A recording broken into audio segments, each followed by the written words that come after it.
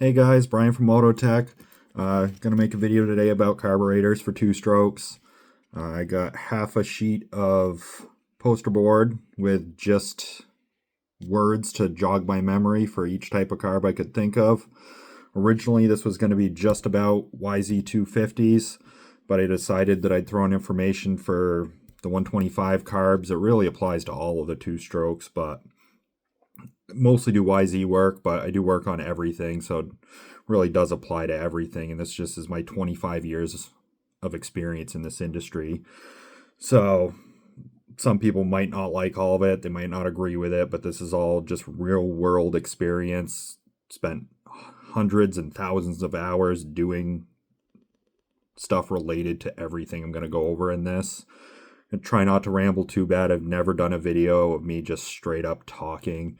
You don't have to watch this. It's just going to be my face on it. So nothing special to show you or anything. So I guess we'll start. And like I said, no idea how long this is going to be. I'm not doing edits. If I mess up or whatever, it is what it is. So I don't feel like doing that. I'm just using the shop phone. Start with the TMX. That'll kind of get all the 125 information out of the way. They're pretty good carbs. It's not as good as a PWK. TMX people will argue with me, but the best way to fix a bike that doesn't run well with a TMX is to put a PWK on it. Been doing it for years, and even before TMXs and stuff. If you ever wanted a two-stroke to run better with whatever it came with stock, you would switch it to a PWK. People argue though that overseas the 125 classes are popular and then people only run the TMXs, and well, those fast guys, they pretty much just need a main jet holder. The carb doesn't even matter. They are good carbs. It's just I think the PWK is a little better. Really the only thing worth mentioning on them is the jet block O-rings are super notorious for going bad.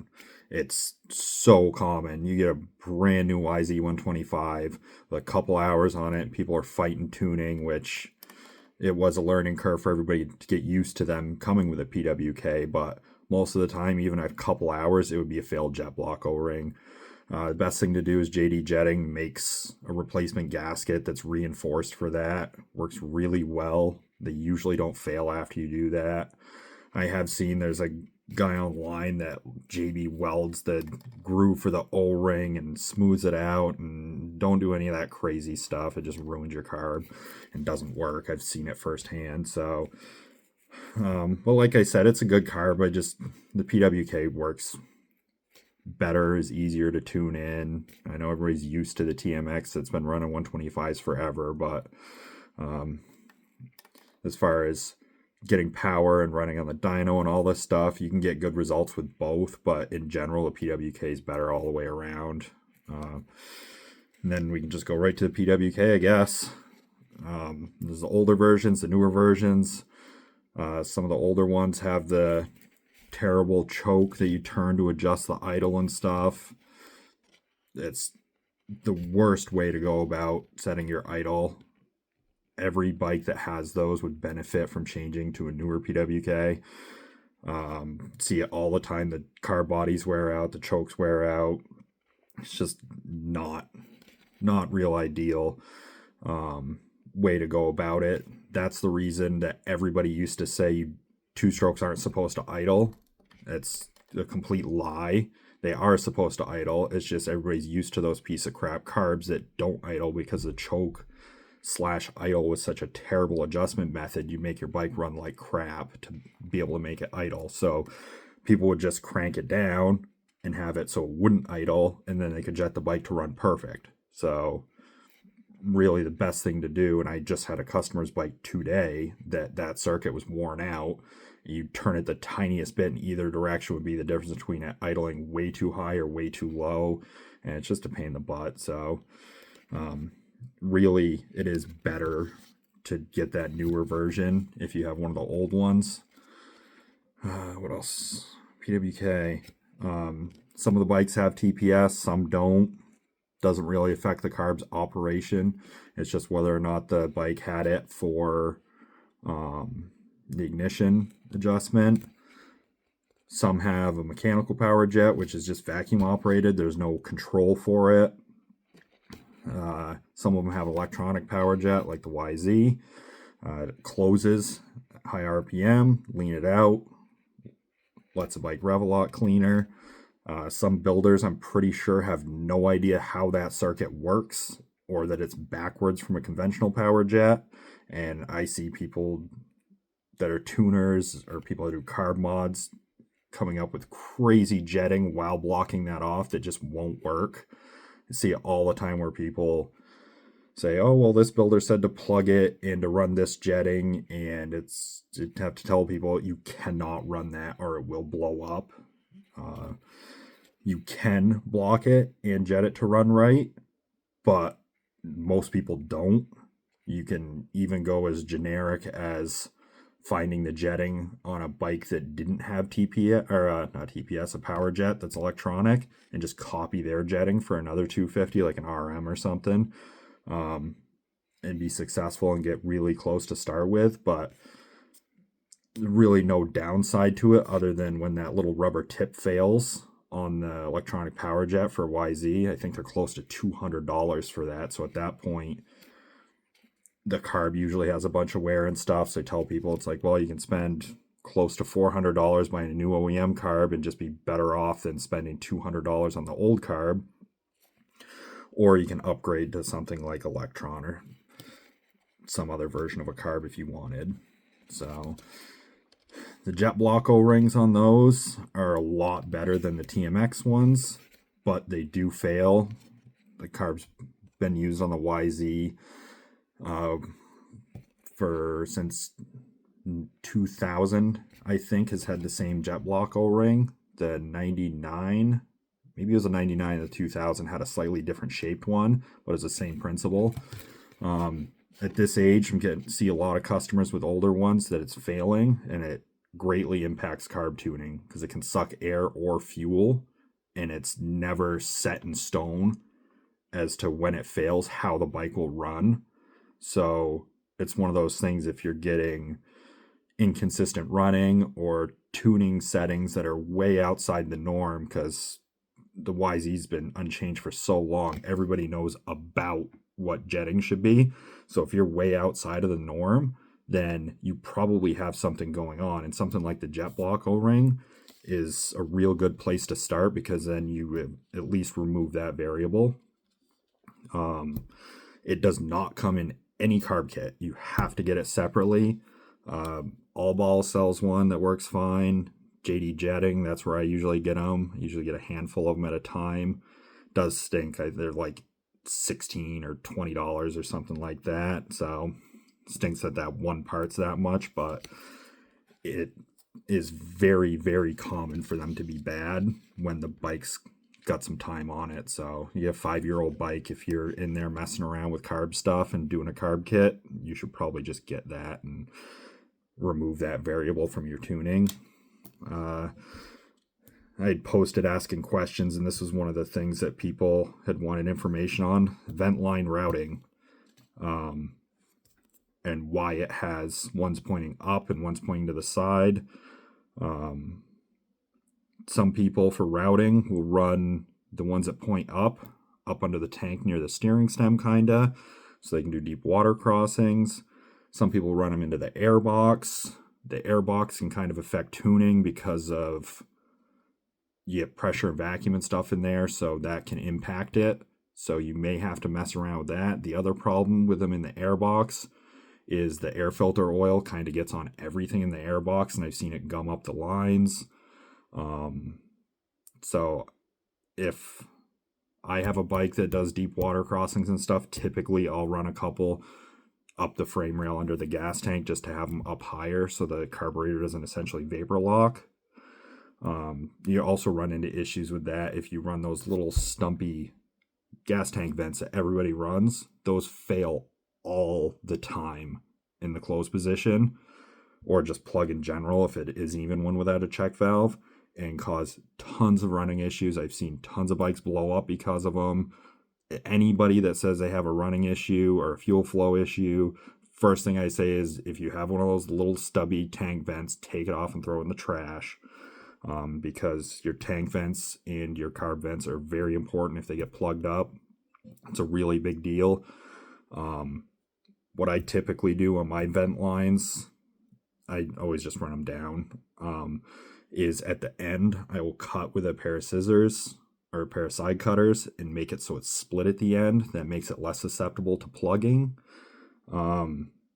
If you ever run out of fuel, or if you're one of the people that does the thing you shouldn't do and turn your fuel off to run your carb out of fuel so that your carb doesn't have gas in it that goes bad, what happens when you run out of fuel is your vent lines will suck in hard, and you actually suck dirt up your vent lines and get a bunch of dirt in your carb. So sometimes people out trail riding will run out of gas or something, get gas, and then their bike runs terrible or not at all after, and sometimes they'll find dirt inside, and it's because it got sucked up the vent lines. Yeah, so I think that pretty much covers that. People asked about modding the stock carbs. You can mod the stock carbs and get better results for different scenarios. It's not one of those blanket things where you just say, oh, carb mods are great. Like RB back in the day before they retired and closed up shop or whatever, they had some pretty good settings and modifications and stuff that worked really well, and inserted divider plates, which would help down low for the woods guys, and reshapes and stuff like that. But from my experience, like 95% of the places that offer carb mods are ruining your carburetors. Like, it is unbelievable the amount of carburetors I throw in the trash because somebody just blindly went in there with a porting tool, hogged it out bigger, and said, hey, it flows better. It's like, it has nothing to do with real performance. It's pretty rare anybody is making real improvements hogging around inside a carburetor. You can do stuff like do an offset bore so that the opening's a little bigger at the top, a little bit more squared off, kind of shaped like a heart, like you would draw an artistic, like a heart on like a Valentine's Day card, not like a real human heart, where it's kind of wider at the top and narrow at the bottom. You can do that and get a little more flow, but it's hard because you're also changing the shape of it, and that can impact it too. And then that's also a really small part of the puzzle for the overall bike's performance. You modify the carb all day long, but if the rest of the bike doesn't need that to be changed, it might make it worse instead of better. So like I said, most people that are doing carb mods are ruining them. The stock carb does not lack flow. So even with a big bore or something, it really doesn't require to be bored out more. And when we get to the LECTRON bore size part of this conversation, I'll have more information about that. Somebody asked about dimples, like golf ball dimples. You see builders putting them in ports and stuff, and there was a builder recently that started offering it for free on their very overpriced porting packages, and claimed like a 0.2%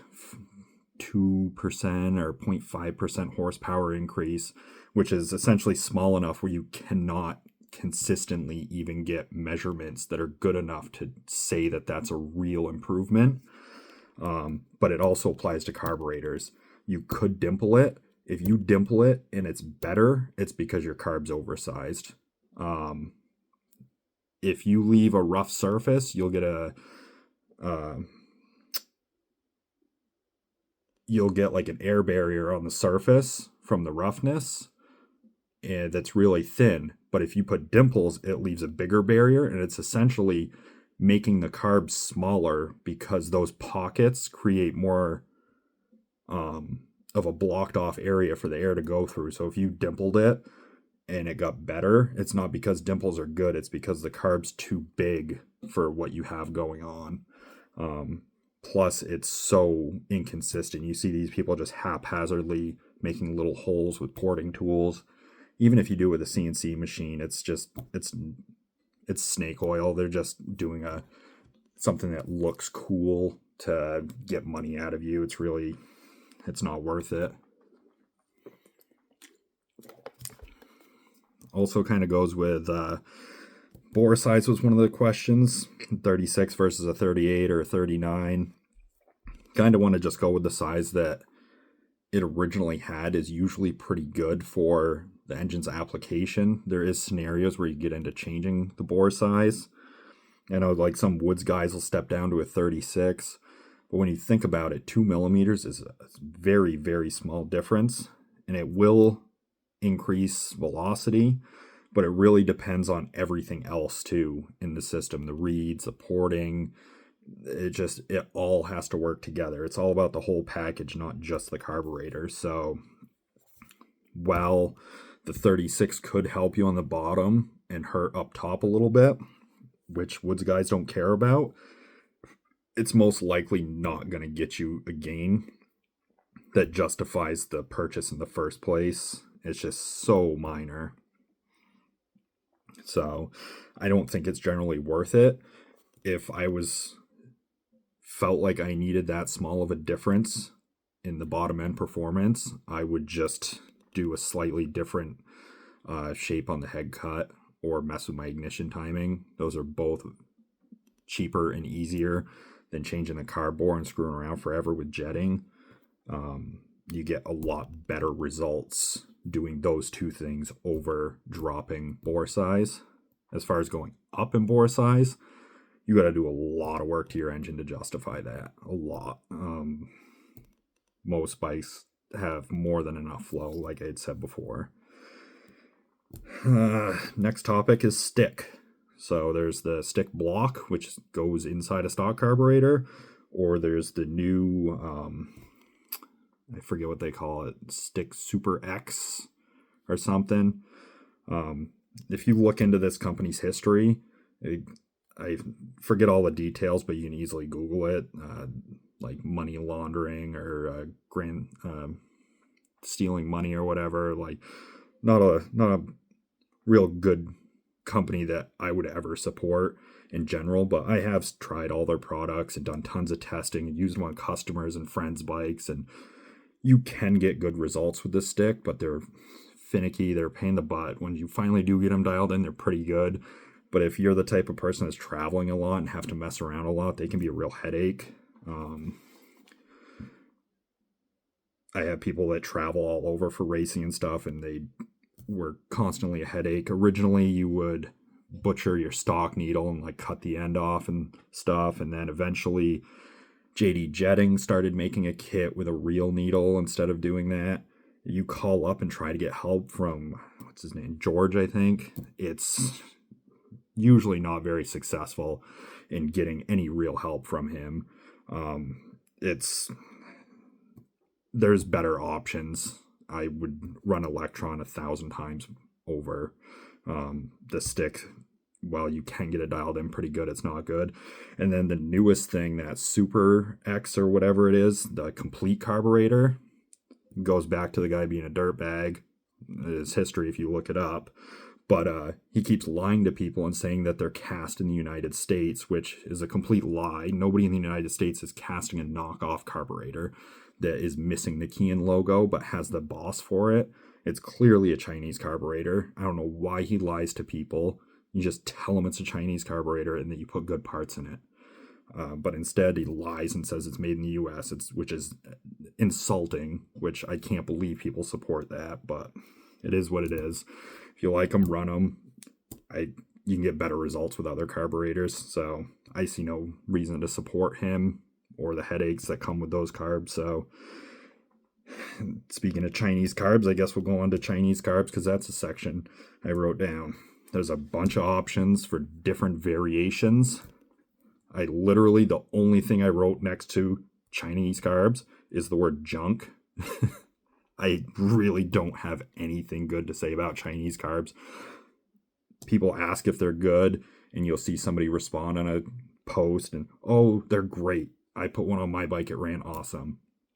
It's like, well, that's good. You were lucky because you could order 2 Chinese carburetors at the same time, get 2 different carburetors.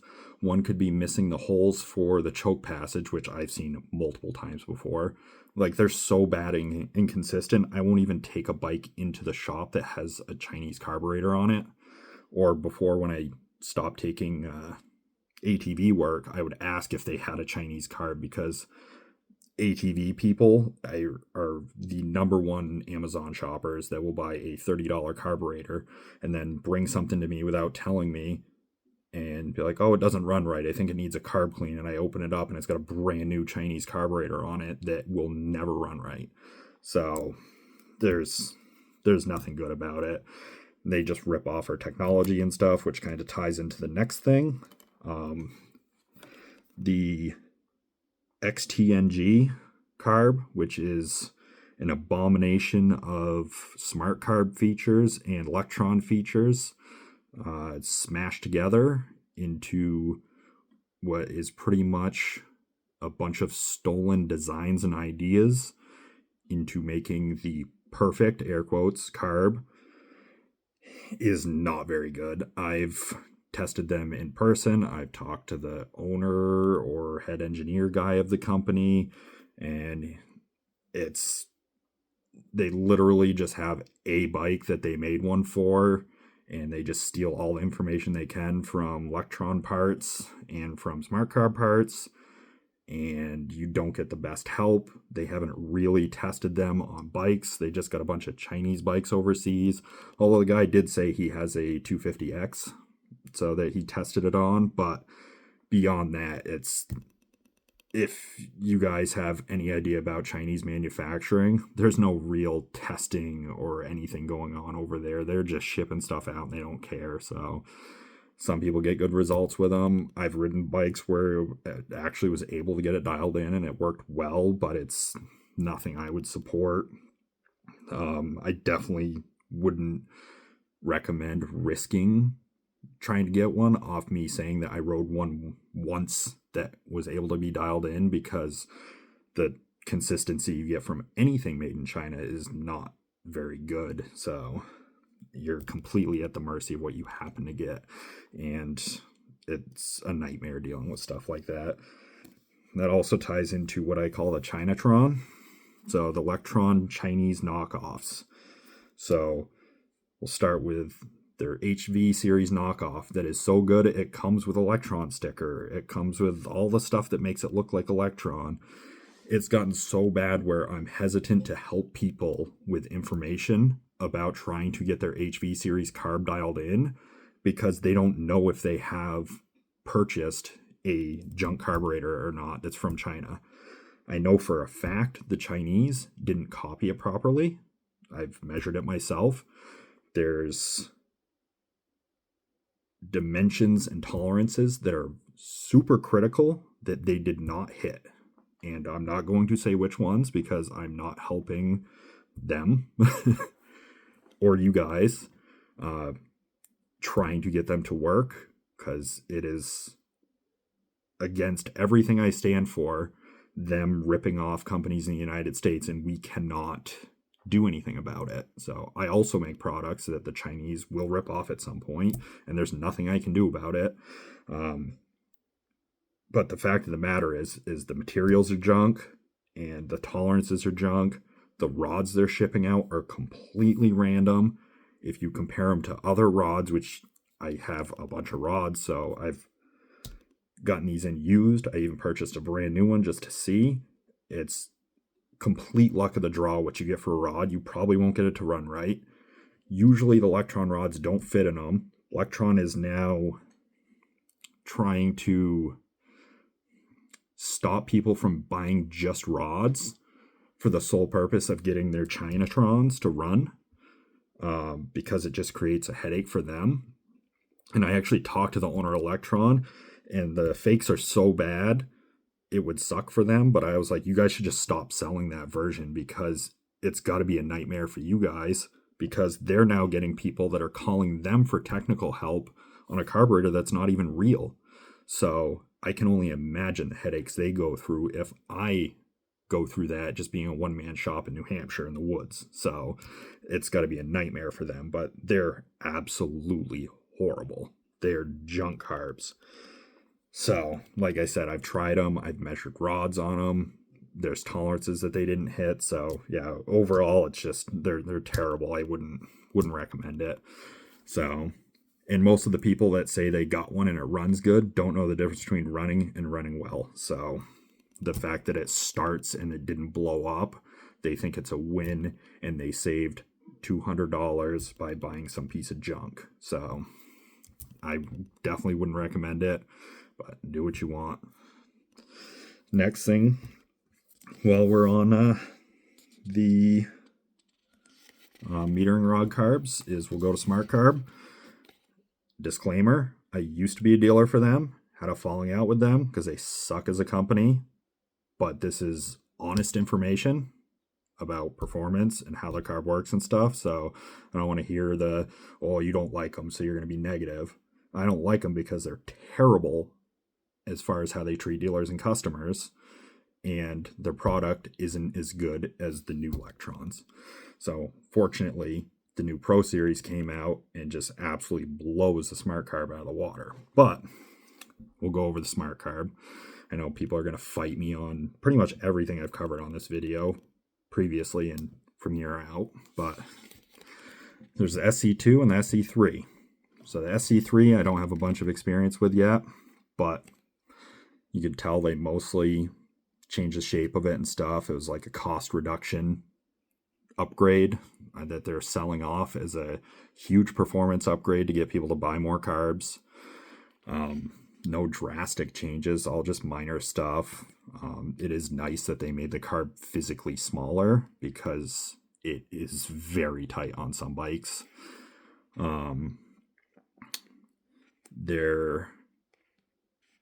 I got a whole list of stuff.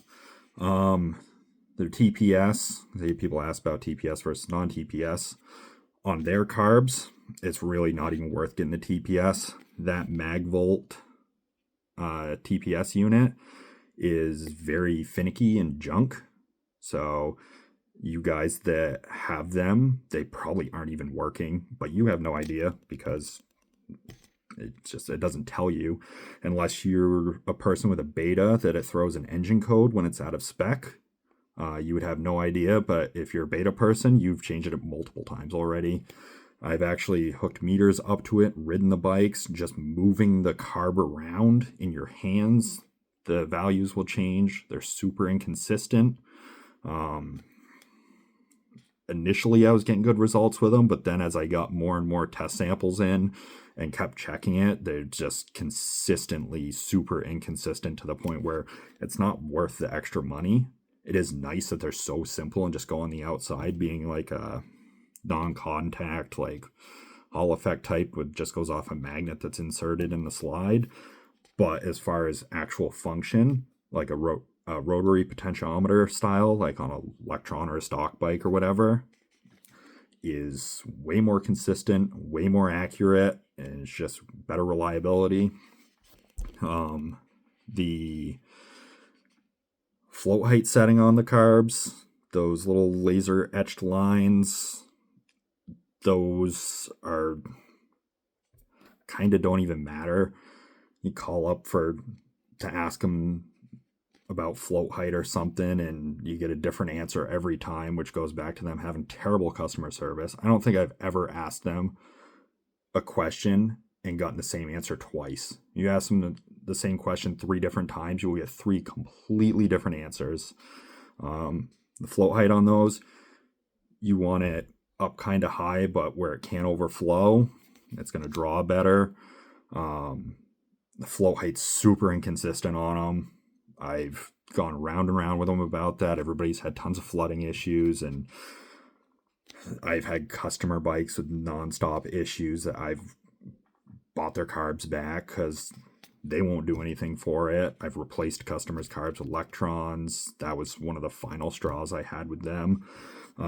Their customer support's so bad that if you have to call them a couple times and they start ignoring you, which they do all the time. I get people that I've never talked to before that will see a post that I made a couple years ago about a smart carb, and they'll reach out for help because they've been ghosted and they're screening their calls. And I tell the people, well, if you block your number and call them, they will answer on the first ring. And sure as shit, the people call me back later and they go, yep, you were right, I blocked my number. And they answered immediately after weeks of not answering my phone calls. So it's crazy. They do this stuff all the time, and it's really sad. And it's terrible for customer support. So I don't know.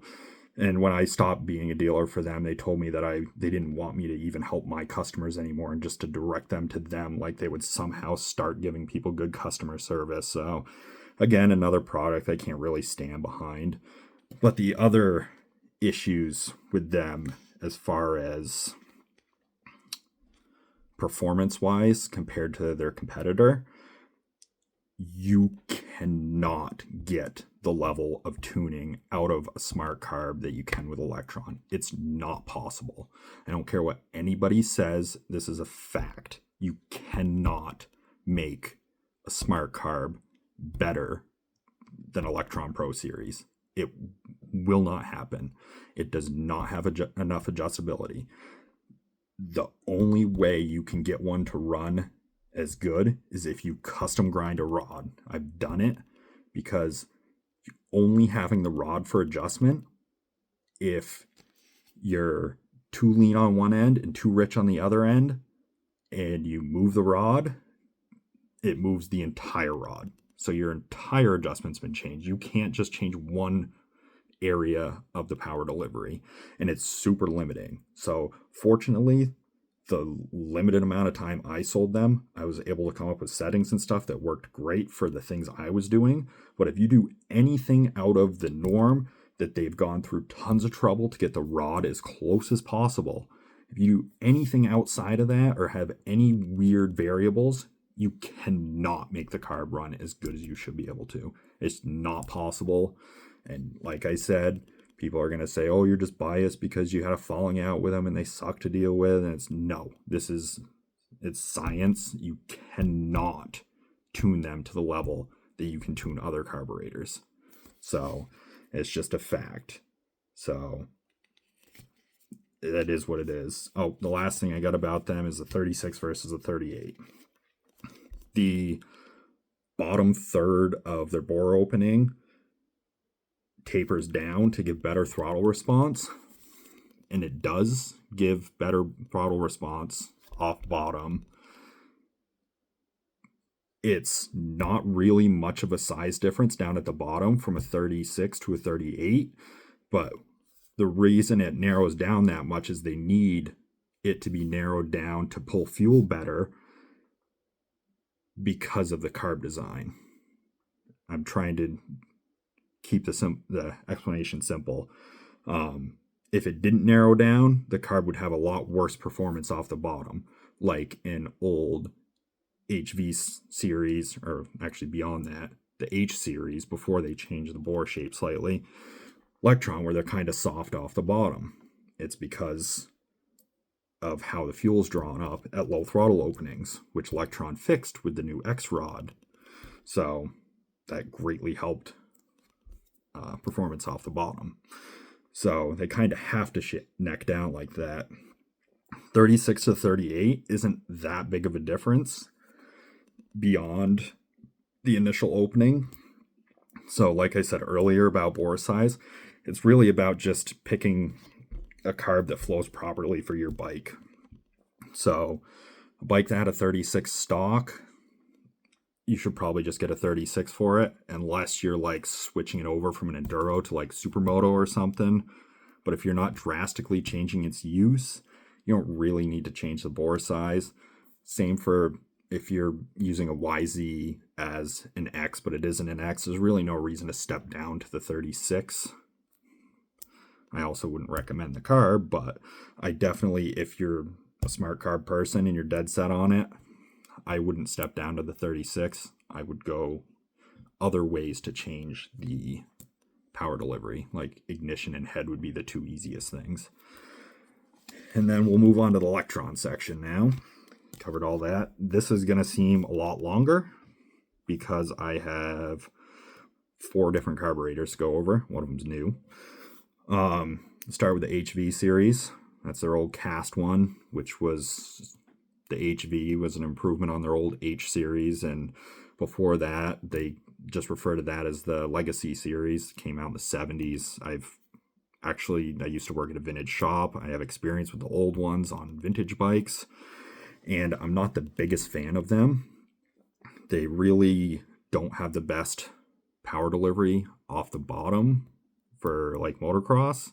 So I've always been a long time kind of hater on them for applications like drag racing, hill climbs, street bike, like an old RD or something. The HV series is great because the down low doesn't matter. You're just revving the crap out of it. So, and they flow really good up top. And it's nice because those high load scenarios, the only real adjustment you need is the power jet. So once the rod's set, if your conditions change, you just change a power jet. Kind of annoying that if you put them on a newer bike, the choke's on the wrong side. You do need different throttle cables. So stuff like that. Also, the slide is a material. I forget what it's called, but it's kind of sacrificial or a wear item. So the slides do wear out, and like the ramp where the idle screw hits will wear out. So then your idle will start being inconsistent because every time the idle shuts, it's not shutting in the exact same spot. And in addition to that ramp wearing out, the outside diameter of it and the bore hole also wear eventually. So as they get old or older, or if you're not good with filter maintenance, get a lot of sand, they actually wear down, and then tuning becomes a lot more inconsistent. So don't usually recommend that people buy used ones because you have no idea what they've been through. But then now you also have the issue of buying used ones. You have no idea if you're buying a Chinese one. So it's really hard helping people with an HV series because it could easily be worn out or fake. So a lot of times I try to pawn that off onto reach out to LECTRON, and they'll have some good settings for that. And then they can spend 2 hours walking somebody through the wrong carburetor or a worn out one. And I don't like to pass the buck, but those carbs aren't my favorite. So, which we're going to get over that in a few minutes too. The new version. So the BILLETRON, which was the next series, which is pretty much like a Billet HV series. They made a lot of good improvements, bore shape, slide materials, all that stuff, make it a lot more consistent. I bought one when they first came out on my own years before I was a dealer. I've been running smart carbs on and off for decades. Wasn't super impressed initially. Fixed some things. They came out with different rods, and then eventually after the Pro Series, it came out with the X rod, which if you have a BILLETRON and don't have the X rod, you would enjoy that upgrade. It does stink. It's kind of expensive, but the X rod's really nice and greatly improves throttle response down low, and is a very good thing that Matt, former LECTRON employee, came up with. But yeah, all around it's real good. It's very similar to the Pro Series. It just doesn't have the torque jet. That's what I would prefer to use on stuff like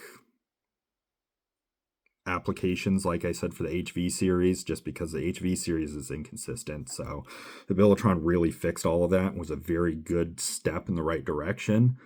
I know after that they came out with the Pro Series, and then everybody that bought a BILLETRON was like, oh man, they came out with a new one right after. But that's what happens when you have a company that's constantly trying to advance. At some point, you're going to have the outdated stuff. So I think it's good that we have companies in this industry that are still catering to 2 strokes. They do 4-stroke stuff.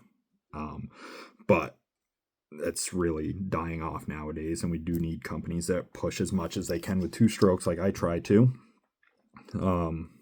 But they've been really good.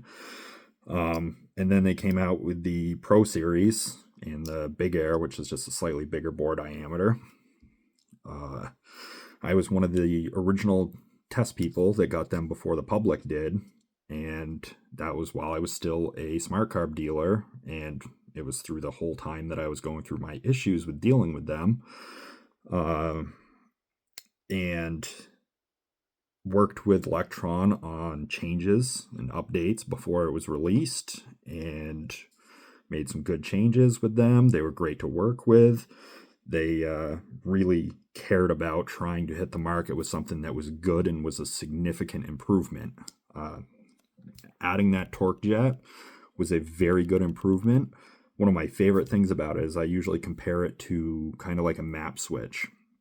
So if the track's slippery in the morning from being watered or something, you can richen that up a tiny bit, and it will take away some of your hit and put more power to the ground. And then as the track dries up later in the day, you can lean it back up, get your hit back, and keep riding faster. So that's one of my favorite things about it. It's really nice to be able to tune that hit in. Plus it gives you another area of your throttle range that is adjustable for fine tuning, where the smart carb has nothing, and they say that power jets are bad just because that's what the competition has. So they pretty much say vent lines are bad, power jets are bad, and the X-Rod is bad because they don't have any of those. So that's really not a good marketing technique, because now they've talked themselves into having a carb that you can't adjust as well as any other carb. So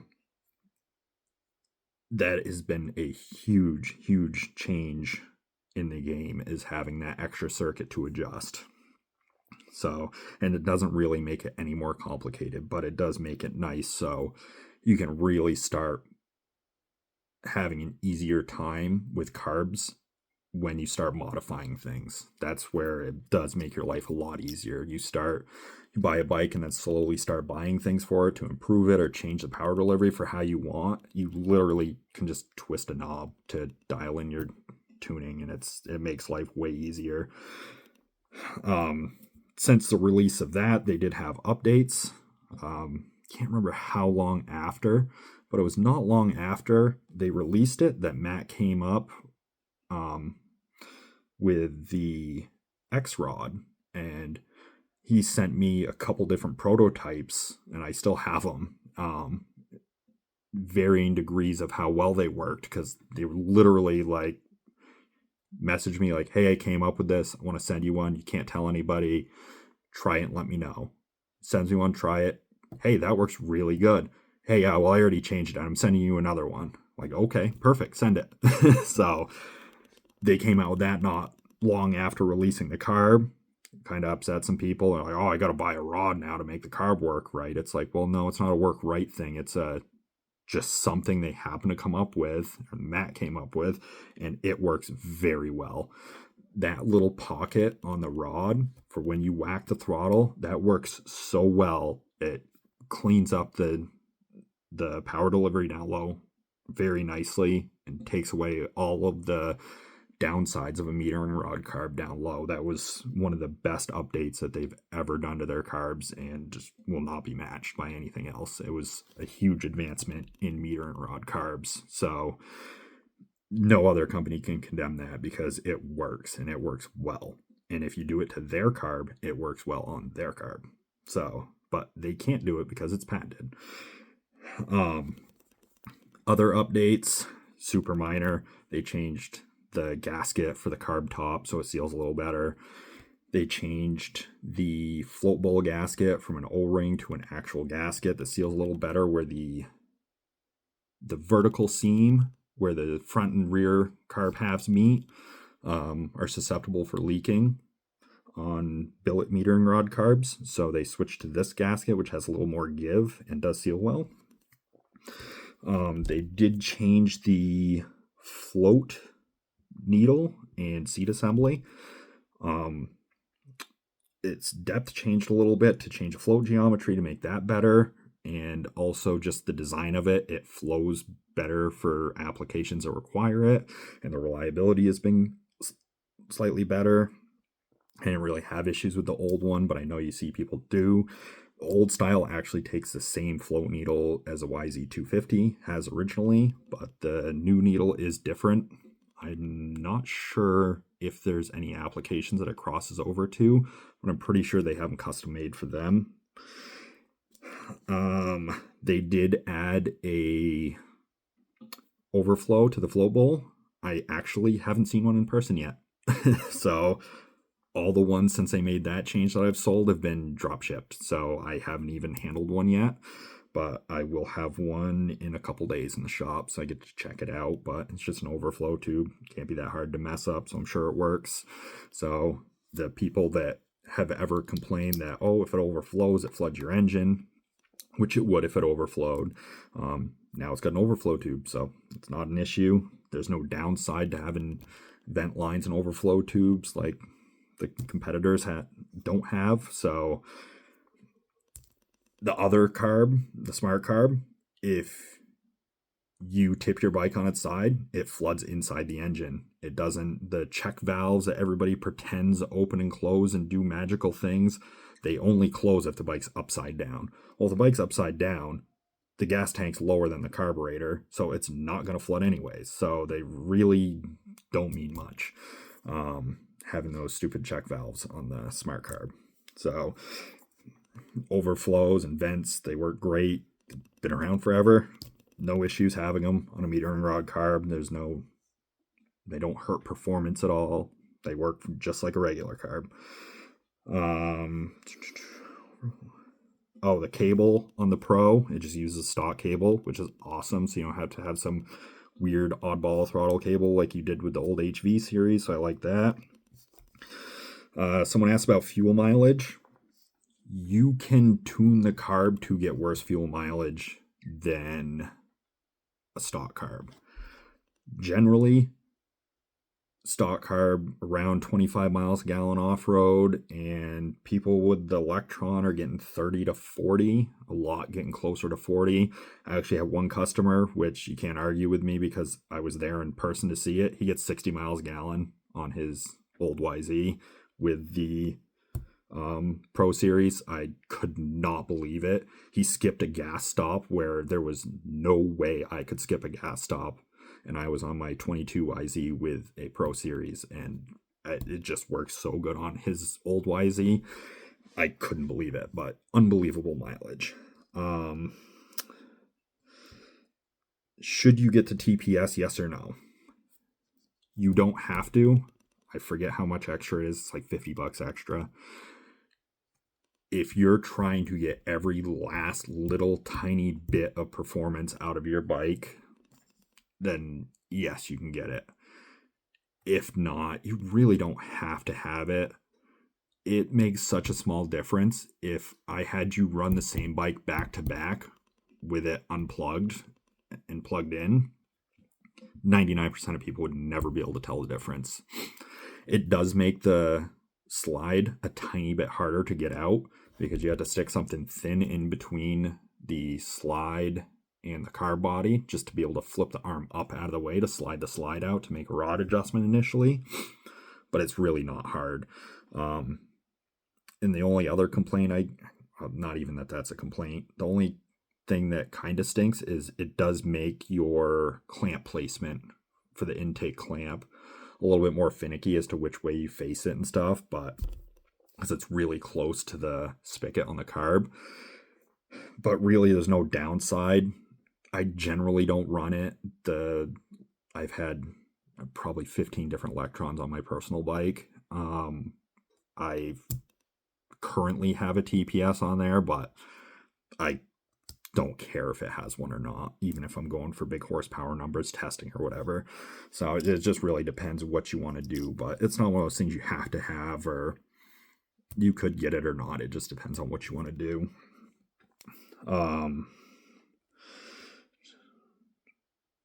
Torque jet, power jet. I kind of touched on the torque jet, power jet adjustment.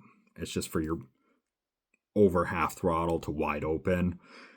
It's really nice to have that power jet adjustment because I have customers which couldn't run a smart carb for this reason, but I have customers that trail ride and once or twice a year, maybe once a month, go to ride at dunes or go to a hill climb event or something like that where it's a way higher load on the engine. So with a smart carb, you would have to change your rod and then start tuning all over again. With the LECTRON, if you go to the dunes or something, or all of a sudden in a high load situation where you need to richen up your jetting, it's just twist a knob with your fingers. It's that easy. It's a really good feature to have. There's no downside to it at all. So it works really well. The size. Oh, this is a big argument. The Pro 38, it nowhere in the world says millimeters after 38. The reason they call it a 38 is because the flow is the same as a 38 millimeter carb. The carb next down to, I think it's 34 or 35 millimeters, and it flows more than a PWK that has a 38 millimeter opening. So it has higher velocity and it flows better. When Matt worked at LECTRON, there's a thing on their website. You can read this very long scientific article that will put most people to sleep, but does have some dumbed down information in there that explains the whole flow situation versus the size. And I can assure you that it does flow more than larger competitor carbs. The Big Air is a millimeter or two bigger, but same thing. It flows more than the size it would be advertised at if it had a number instead of the phrase Big Air. So there's no downside. People act like it's some huge disadvantage. Pretty much every time I put a Pro on something, it gains horsepower and torque. So every time. So there's no downside to them. People like to act like there is. There isn't. The other thing that LECTRON just came out with, and they aren't shipping yet, but you can find it on their website and they haven't advertised it yet, is H Series EVO. So they've come up with this replacement, or I think it's going to replace, it doesn't say on the website, it says predecessor, or it says that it's updated HV or whatever, H Series. So I didn't assume that they're probably going to get rid of the BILLETRON in the HV and just go to this series. It's more price competitive than the Pro. It has just power jet, no torque jet, and it's up on top like the old HV series, which is a cheaper alternative. Keeps the cost of the carb down, but they also reduce the physical size of the carb. So it's a little bit smaller than the BILLETRON, so it'll fit. There's applications where the BILLETRON's a little too bulky for, as far as height and width and stuff, so it's a little more sleek. But if I had to guess, I think they're going to get rid of the HV and the BILLETRON and replace it with this new EVO series. I'll have a video and testing and stuff on that soon because they send them before the public to try out. So the advantage with this billet EVO H series is going to be the fact that it's billet and the material that's slide and stuff. All the stuff I talked about with the HV series is going to be solved with that. Inconsistent castings, then pretty much all the new carbs from there out, if they get rid of the HV series, will be fakes. So they won't have to deal with that. And as far as fakes, China's actually been working on, and I found the person in China that is trying to copy the Pro series. And when that does come out, I can assure you, you don't want that, because I've actually received videos of them trying to get it to start in their piece of crap factory in China on a garbage little 150 Cowie or something. And they have no idea how carburetors work. They're just trying to copy products, and it's laughable that they do stuff like that. But you definitely don't want the fake series, the fake Pro series when that comes out. But I think this EVO is going to work out to be real nice, to where they'll probably just have the Pro series and then the H series, which would be a good move in my opinion, to just neaten up the BILLETRON essentially into that, and then get rid of the HV series hopefully. disclaimer, I am a LECTRON dealer now. I do sell them on my website. I don't care if you buy them from me. I really don't. People try to say, oh, well, you push them because you sell them. If that was the case, I would try to get people to buy them from me. I never do. Because like I said, I don't make much money on them. I give people way more help selling them, and I'm spending more time than I even close made money. So it's really not worth it. So that's not swaying my opinion at all. It's just a very good carb that is able to be tuned at a level that you cannot tune the other carbs to. To get that level of tuning out of even my favorite conventional carburetor, the PWK, you would have to spend all day, have hundreds of dollars worth of slides to screw around with, jet nozzles, like all this stuff, and then you still wouldn't get it as dialed as you can get a LECTRON. So I do prefer those over everything else, but I don't want to get crap for, oh, you're just an ad for them. And that's not even what this video is about. This video is about me getting a million questions about different types of carburetors for YZ250s. And the Pro Series is my favorite. That's what I run on my personal stuff. So they're great carbs. I won't even run a stock carb on my bike unless it's for testing. So, and then after I'm done with the testing, LECTRON goes right back on it. So yeah, I think we covered everything. This video is about 45 minutes longer than I thought it was going to be. Hope I didn't ramble too bad. I think I kind of went consistently in one direction, but if you guys have any other questions in the comments, just let me know, and I'm sure you're going to be in there arguing. So have a good night. Bye.